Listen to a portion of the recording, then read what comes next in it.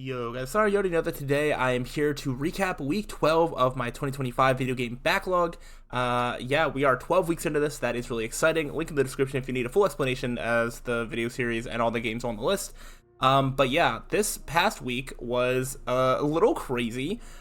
Just in terms of I feel like I did so much stuff and I'm excited to jump into it. So like I do every week, I'm going to recap the previous week in terms of what I played and any other significant life events.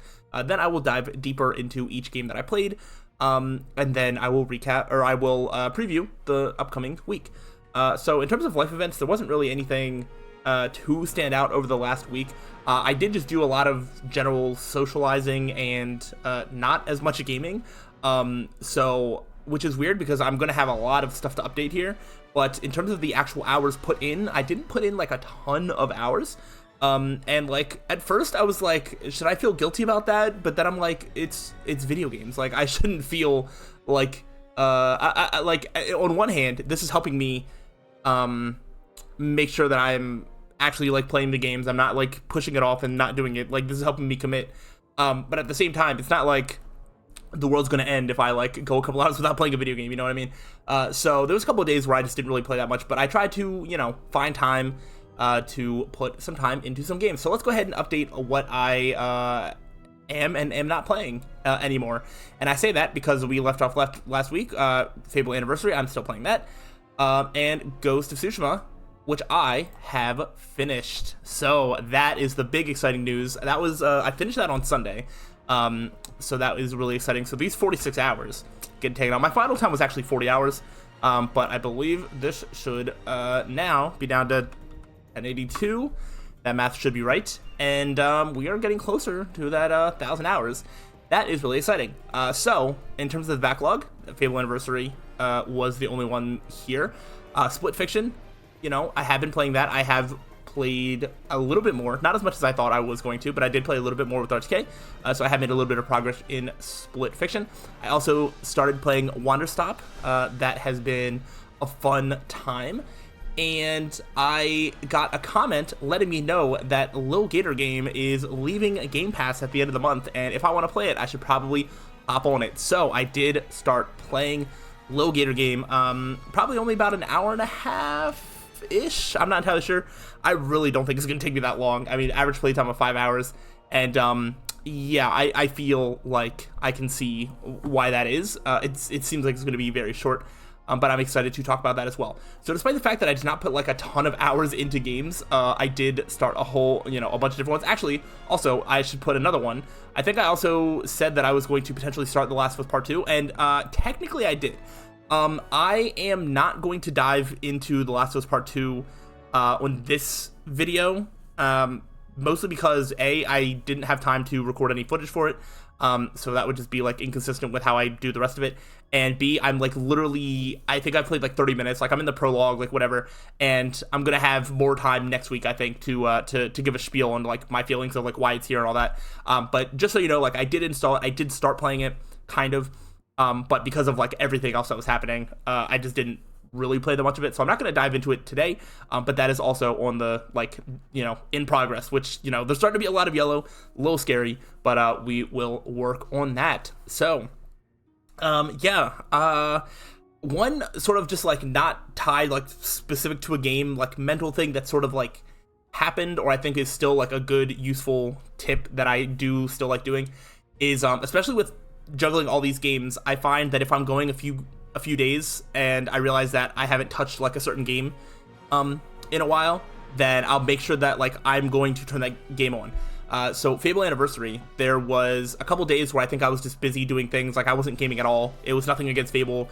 I think I was finishing Ghost of Tsushima, and then I installed Last of Us Part 2, and then the day after I didn't play any games, and I was oh, it's been 3-4 days since I played Fable, let me turn it on. But by the time I got to start playing it, to turn on the system, I was just I really don't want to play, but I forced myself to play it anyway.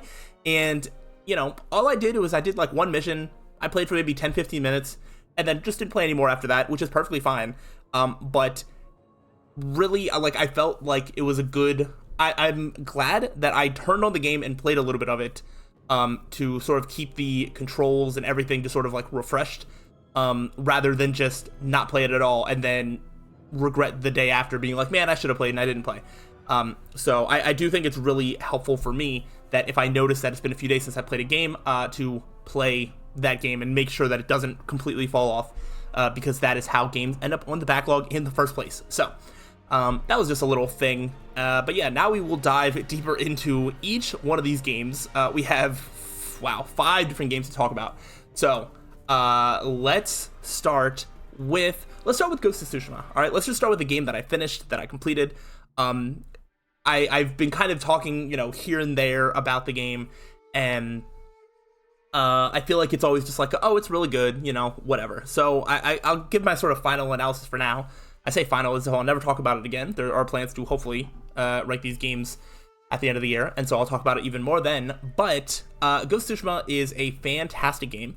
I will give my 2 sort of like criticisms that I have about the game out of the way. One is I don't like any of the times that it wants you to like find stuff. There's like a couple of times where as either part of a mission or part of a side thing, it'll just give you an area and it'll be like search for clues or look for this or whatever. And sometimes it's very vague, and I'm notoriously bad at like finding things. But those were the only times that I ever had to like look up like help, because it was like only a couple of times that I was just like, what am I supposed to be looking for? And there were usually comments being like, yeah, this game, they're not, like, one of the least favorite parts is like, oh, having to like find stuff because it's just not always intuitive. If you're good at like finding things, it might not be a big deal. It wasn't really a big deal like 80% of the time. But usually if I was getting stuck somewhere, it was literally just me like wandering around in a circle being like, what am I looking for? I still can't quite escape the fact, my second like criticism is that this is like a big like open world game, and with that kind of comes a lot of just like going from place to place, with not a lot of interesting stuff to do along the way. And what I mean by that is like you'll get a quest, and then the next part of the quest is like, oh, go to this location that's like 1,000 meters away, or whatever the unit of distance is in the game, I don't remember. And it's like, on one hand, that's good for like getting the player to explore like different places. Like I filled out my map without doing a lot of like self-exploration. A lot of that was just going from mission to mission and then unlocking stuff like around the areas. But on the other hand, there is like a lot of just like walking, riding horse, whatever, where you're like nothing's really happening. And I think, it kind of contributed to me feeling like this game was kind of dragging on a bit. But at the end of the day, I put 40 hours into it, which really shouldn't feel like it's dragging on. So I don't really know. I think that's just an open world like problem, and my relation to open world games. I would rather all the things I need to do just be like back to back to back, just like, boom, boom, boom, get them done. And this game doesn't have that, but honestly, it's still okay, because the rest of the game is fantastic. The gameplay, the combat, it is constantly introducing new mechanics and options for you to use, different throwables, different abilities, so many things. There's optional like quests to do, little side stuff to do, like climbing like shrines, which is like different than like combat. There's some combat where it's makes more sense to do like stealth, and some that you'll just go guns blazing. And by guns I mean swords, but close enough. And yeah, so the game offers a lot of variety in what you can do. The DLC was also pretty good as well in terms of varying up the playstyle and just like the gameplay. It always felt sort of like fresh. It always felt fun. I never felt like the gameplay was becoming tedious or anything like that.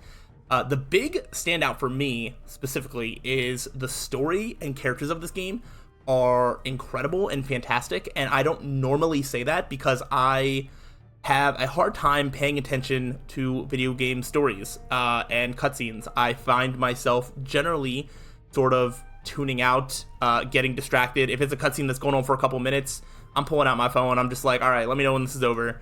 But I was not really doing that with Ghost of Tsushima because it was really compelling. There's sort of like a main conflict, in terms of like, I guess the ideology between you and your uncle, and that was really, really interesting.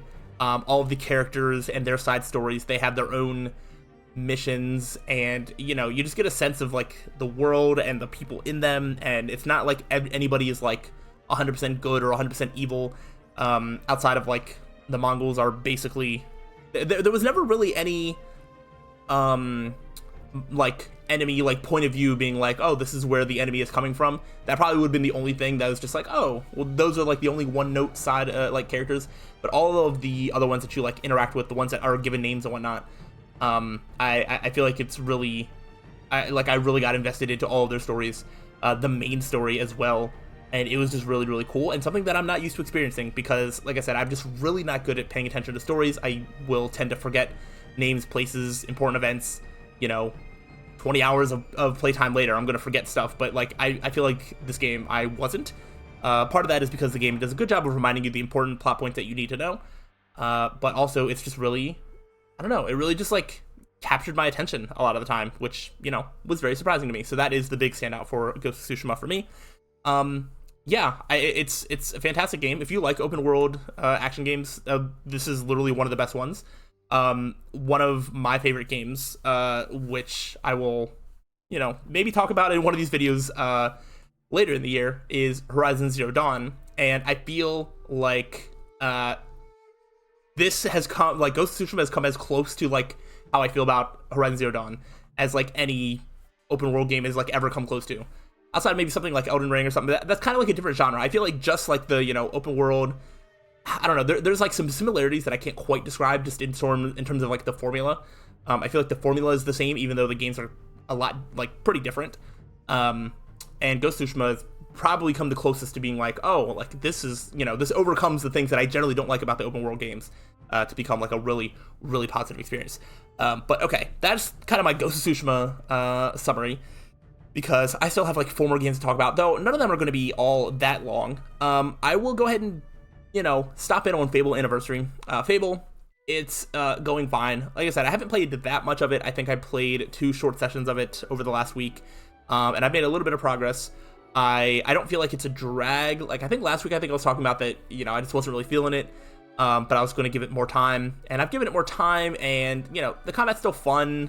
I did like a mini sort of like boss fight. It actually might have just been like a straight up boss fight. There was a health bar. But right now, I mean, the combat's kind of like easy. I don't know if the game's ever supposed to be difficult. I don't know if I would like it if it was like difficult.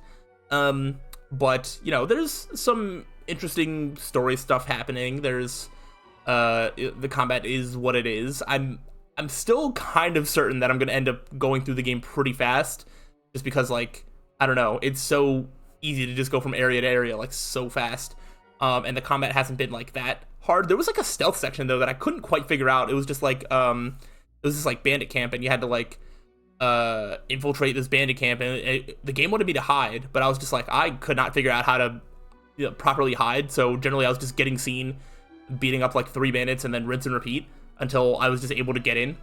So that was pretty funny. There was another time where I was kind of like blocked out because I didn't have enough money, and there was like a game that you can gamble on to get money, but I was not doing a good job of getting money from that. And so I did have to look up some help, and there was some help that was just like, you can just like kill anybody who has an item that you need. And I'm like, wow, that's an interesting way to go about things. So I think I'm starting to become a bad person in the Fable universe, but it is what it is. It happens to the best of us, I guess. But we'll see how that game continues to, or how my opinion of that game continues to change and evolve over time. Let's go ahead and just knock out the last thing from the not new game part of the backlog. And, well, it's the first time that I'm talking about this game, and that's the Low Gator game. Low Gator game, I assume next week is probably going to be the last time I talk about it, because it's a very short game. But you just play as this little gator, this little alligator. His sister, went to college and is like back on break, but is doing like a bunch of work or whatever, and he's kind of trying to recreate the magic of when they used to play together when they were kids. You get the vibe that this little gator is still pretty much like a kid, and so he's trying to recreate like playing with his sister. And so him and his friends are setting up little games and like little monsters and cardboard stuff like all over the islands. He's becoming a hero, going on this adventure. It's kind of like a meta, like you're playing a game about playing a game. You go talk to all these like different anthropomorphic like animals, and they have various quests and stuff for you to do. It's all just like very meta. It's kind of hard to describe, but it seems pretty, like, I don't know. On one side it's like kind of fun and wholesome, but on the other side it's it's kind of sad because like all of this is just like an attempt to catch his sister's like attention. And, you know, I don't know if it's going to be successful or not. If not, that would be sad. But if it does, it could be cute and wholesome. So the art style and stuff is very cute and wholesome, as I'm sure you can see. And, yeah, I mean, it seems like it's a fun time so far. It's very easy, very, like, relaxing. Nothing too challenging here. And I think for a game like that, you know, it's kind of what I would want. So, yeah, solid opinion of it so far. And we'll see how I feel as I get to the end of the game. So yeah, that's all I have on that. I will stop in some of the new games that I'm playing. I will quickly talk about Split Fiction because I feel like I've heard so many people talking about it over the internet, between friends, and I feel like it's just getting rave reviews. And I mean, I can see why. I think we have gone through maybe 2 main worlds. I think we're in the middle of the 3rd. I'm not entirely sure. I don't even know how exactly they're like broken up because there's the worlds and there's these like side stories. But like there's, you know, always new ways, new mechanics. There was a boss fight where I was like on a motorcycle the whole time. I mean, stuff like that is so cool. Split Fiction, the vision that they have for what they want to create, is, you know, fantastic. You know, the gameplay style changes so much while never becoming something that feels like it's not supposed to be part of the game. So, yeah, Split Fiction is fantastic. If you're able to find anybody to play it with, I highly encourage. And I still have quite a ways to go in the game, I'm sure, but I'm very excited to keep playing that. The game now that I'm interested to talk about, the final game that we will be talking about today, is Wanderstop. Wanderstop is a game that came out, I forget the exact day, it was like March 8th or 9th or 10th, or somewhere in that range. Could have even been the 12th. I bought it, and then it just kind of sat in my Steam library for a couple days until I got around to start it. Wanderstop sees you following this girl named Alta, who is on a journey through the forest to find this master, because she's like lost some fights and she wants to regain her strength or whatever, but she keeps collapsing and eventually is not even able to hold her sword, and she keeps getting rescued by this guy that I actually forget the name of, which is oopsie on me. But he keeps bringing you back to this place called Wanderstop, and he runs like a tea shop, and he asks for you to help. And, you know, Alta, the character, is not very, you know, reciprocating? Well, no, that's like going back, receptive, that's the word I was trying to think of. She's not very receptive to that, but she kind of doesn't have a choice because every time she tries to lift her sword, she cannot lift it. So, you know, this game seems to be about sort of taking time to enjoy the little things around you, you know, really thinking about like what you want in life and in your journeys and whatnot. You start helping out with this tea shop. You know, it's very like magical. I'm sure you'll see the gameplay. It's not like just like it's not like a simulator like tea shop. It's, you know, very magical. You like plant these seeds that give you like other flavors or flowers or seeds or whatever, and you can use that. You make tea, but you talk to these customers who are like have very interesting personalities. I'll say that they're very out of this world, very kooky, but it is, you know, it's just nice and pleasant. And it seems like Alta starts to come around a little bit because I, as a player, I don't want to be mean to like any of these customers. But Alta, you know, doesn't always have the greatest tact when conversing with others. But you get a little bit of a choice in terms of how she converses with the customers and whatnot. And yeah, it just seems it's a very relaxing game. There's no pressure for anything. There'll be a customer or something with like an exclamation mark over their head, but you have literally all the time in the world. If you just want to go, you can like, I was gonna say rake leaves, but you have like a broom to sweep like leaf piles to like find stuff. You can go out and like make tea. You can go do plants. Like nothing is ever, you're never gonna miss out on anything. There's also literally a book that like gives you the answers to everything that you need. So like it's very low stakes, very relaxing, kind of just like you play the game the way that you want to. And I kind of love that. Wanderstop is kind of already becoming my sort of like safe place when I don't really want to, you know, bear down and do something like difficult. If I just want to, you know, zone out, relax a little bit, Wanderstop is a really good game for that. I don't know if that's going to change moving forward. I feel like it's not going to. I wasn't sure because this is made by the same people that made the Stanley Parable, and I was like, maybe there's some crazy twist, maybe there's some meta narrative thing, but I'm not entirely sure that that's fully the case. You know, it might really just be a game about you know, enjoying or like seeing the value of the little things, not always having to be in a rush to go and do this, and this, and you know, taking the time to just enjoy your surroundings and enjoy the people that you come in contact with, and you know, just little things like that. But it's very cute, and I am liking it so far. I have no idea how long the game could possibly go on for, because it's one that I feel like could go on for basically ever, or could end at any time. I did beat like one section. I didn't know that I could like beat it, but I made enough progress of like talking to the customers, whatever, and then I did a thing, and then I'm like in a new area, or I'm in the same area, but the area looks different. It's essentially the game's way of being like, oh, you're at like a next stage of the game. So I did reach that, which is exciting. So I don't know how many more times that happens. But yeah, so that is that's Wanderstop. It's very interesting. I would definitely look into it if you know, what you see on screen intrigues you at all, because it's a pretty interesting and unique game, I feel. So that is going to wrap up everything that I played this week. So wow, that is a lot. I will, I guess, go ahead and preview what I expect the next week to be like. So I am juggling. I mean, this is 5 different games now that I'm juggling. Split Fiction, though, does require RTK to be around, so I can't really, you know, play more or less of that on a whim. That kind of just is up to both of our schedules. And Wanderstop, I'm not really in a rush to like beat. It's kind of just, you know, I'll play a little bit of it here and there. I will most likely, I assume, beat Little Gator Game tonight, tomorrow, Sunday, probably over the weekend. I don't see why it would take me longer than that to beat. So once I'm done with that, I'm definitely going to start putting a little bit more time into Last of Us Part 2, as well as Fable Anniversary. But I'm definitely going to put the focus on Little Gator Game first. I don't expect to start any new games here. I think just making progress on these would be the best idea. I don't think there's any other new games that come out in the next week. I think early April might be the next time. I actually need to double check that for sure. But yeah, I definitely can see myself being like, oh, I'm taking on a few extra games. You know, it's a little scary, but Little Gator Game won't take that long. I really think that if I put, you know, a decent amount of hours into Fable, I don't know if I'll finish it by next week, but I could get pretty close, I feel. I feel like I can knock a decent chunk out of that if I really try. The day that you're watching this, I'm actually going to a convention, so I am going to miss a little bit of gaming time, but that's okay.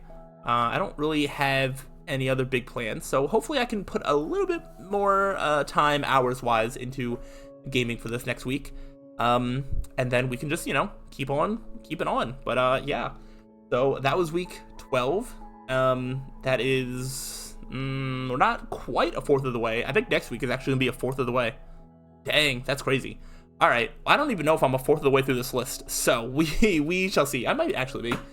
I don't know. And sometimes I look at this list and I'm just like, wow, there's so much, and then other times I'm just like, actually, I feel like it's not gonna take it nearly that long, but who knows? You know, I'm gonna keep on keeping on. Hopefully you have enjoyed this video. If there's anything you felt that I missed, or any questions you have, also let me know if games are going to be leaving streaming services. I'm not too worried about any of these other games leaving Game Pass. Maybe Nine Souls, maybe Stellaris.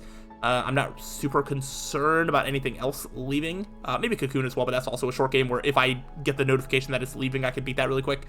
And then I don't know about these. Not all of these are even PlayStation Plus Premium. Some of these I like have, or I have other ways to play them. But yeah, if you know, like, hey, this thing is like leaving a streaming service, so if you're playing this by streaming service, like I am, you know, some of these games, you know, I do see the comment and I do respond, because otherwise I wouldn't be playing Little Gator Game right now. But I'm glad that I am. So yeah, anything like that I always love to see and hear. But I'm gonna go ahead and get out of here. So yeah, hopefully you have enjoyed, and I will see you all next week. Goodbye.